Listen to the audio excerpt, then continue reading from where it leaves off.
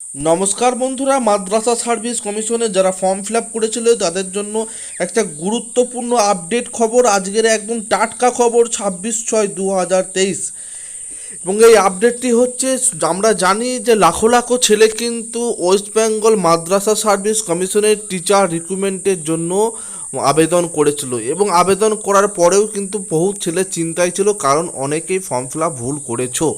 কবে edit option দেবে, কবে এডিট অপশন দেবে, এই বিষয়টাই তাদের মাথার মধ্যে ঘোরপাক খাচ্ছিল। কিন্তু অবশেষে আজকে 26/6/2023-এ প্রকাশিত হলো এডিট অপশন করার জন্য। এবং কিভাবে তোমরা এডিট করবে বা কোন বিষয়টা এডিট করবে তোমরা প্রত্যেককে জানো, এবং কবে থেকে করবে সেটা জানাবো আমি এই ভিডিওর মাধ্যমে। এবং তোমরা কিভাবে এডিটটা করবে তারও কিন্তু প্রসেস, সমস্ত বিষয় এই ভিডিওর মধ্য দিয়ে দেখানো হবে।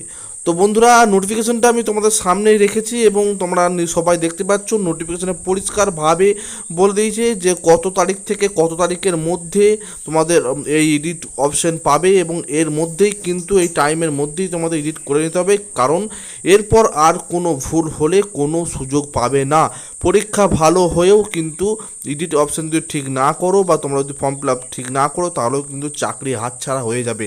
অর্থাৎ সাবধানে গুরুত্বপূর্ণভাবে তোমরা এই এডিট অপশনটাকে ব্যবহার করো, এবং এই যদি কোনো ভুল হয়ে থাকে ফর্ম ফিল আপে, অবশ্যই কিন্তু তোমরা ফর্ম ফিল আপটি ঠিক করে নেবে।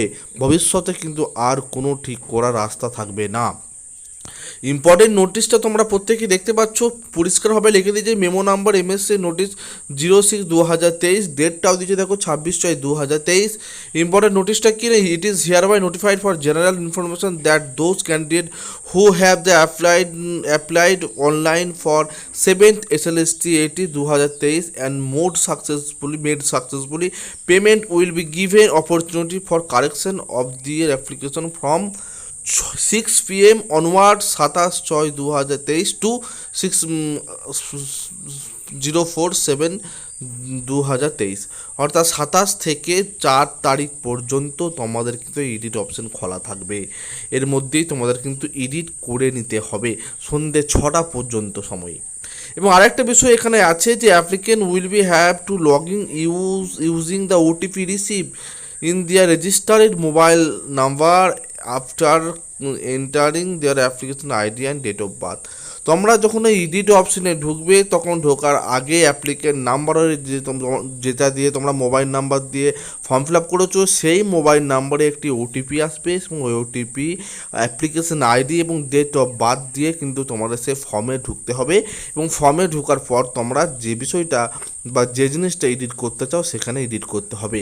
Application ID, date of birth আর OTP ছাড়া কিন্তু কোনো রকম কেউ সেই তোমার ফর্মে ঢুকতে পারবে না।